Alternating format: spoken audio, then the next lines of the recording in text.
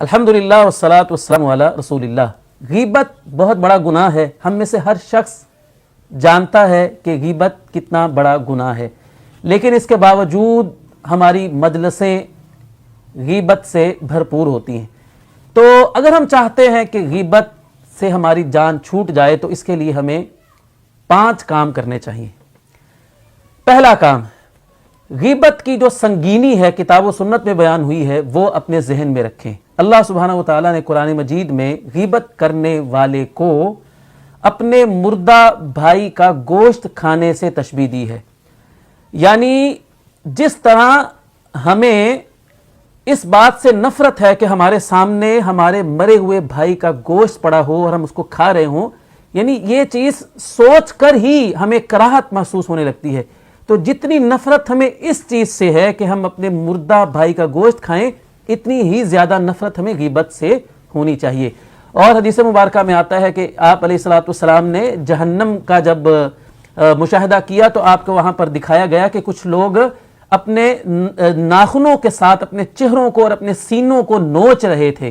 तो जिब्रील अलैहिस्सलाम ने आपके पूछने पर बताया कि ये गीबत करने वाले लोग थे जिनको जहन्नम के अंदर ये सजा मिल रही है।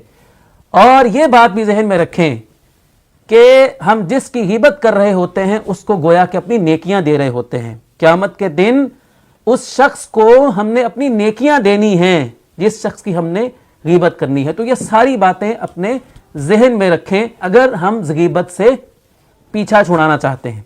दूसरा काम, हर ऐसी जगह से, हर ऐसी मजलिस से और हर ऐसे शख्स से दूर रहें कि जिस शख्स का मशगला ही गीबत करना है। कुछ लोग ऐसे होते हैं कि जिनका काम ही गीबत करना है। कुछ मजलिसें ऐसी होती हैं कि जहां पर गीबत के सिवा कुछ नहीं होता है। ऐसे प्लेटफॉर्म्स होते हैं जहां पर कसरत के साथ गीबत की जाती है। तो हमें ऐसी जगहों से, ऐसे लोगों से, ऐसे हर प्लेटफॉर्म से खुद को दूर रखना है अगर हम गीबत से पीछा छुड़ाना चाहते हैं।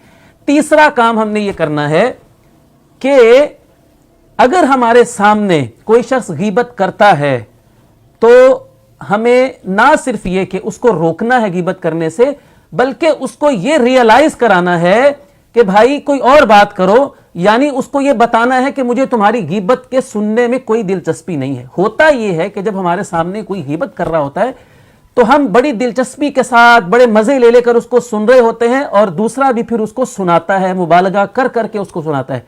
तो जब हम उसको ये बताएंगे कि भाई मुझे तुम्हारी इस बात में कोई दिलचस्पी नहीं है, कोई और बात करो, तो इंशाअल्लाह वो गीबत से बाज आ जाएगा, वो गीबत भी नहीं करेगा और हमें सुनने का गुनाह भी नहीं मिलेगा। जब हम सुनेंगे नहीं तो वो करेगा भी नहीं। चौथा काम यह है कि अगर हम गीबत से बचना चाहते हैं तो हमें यह तय कर लेना है उन दोस्तों के साथ जिनके साथ हमारा अक्सर उठना बैठना है, उनके साथ हमने ये फैसला कर लेना है, तय कर लेना है कि भाई हमने कभी किसी की गीबत नहीं करनी है।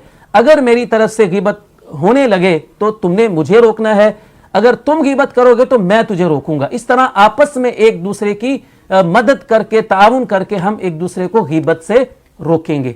पांचवा और आखिरी तरीका गीबत से बचने का यह है कि हम खामोश रहने की आदत डालें। ज्यादा बातें करेंगे तो उसमें जुबान के फिसलने का और जुबान की जो गलत बातें जुबान से निकलने के चांस जो है वो उतने ही ज्यादा होंगे। इसीलिए अल्लाह के रसूल सल्लल्लाहु अलैहि वसल्लम ने फरमाया, मन सामता नजा, जो खामोश रहा उसने निजात पाई। तो ये 5 चीजों को अगर हम अपना लें तो अल्लाह से उम्मीद की जा सकती है कि हम इंशाअल्लाह जरूर गीबत से पीछा छुड़ाने में कामयाब हो जाएंगे।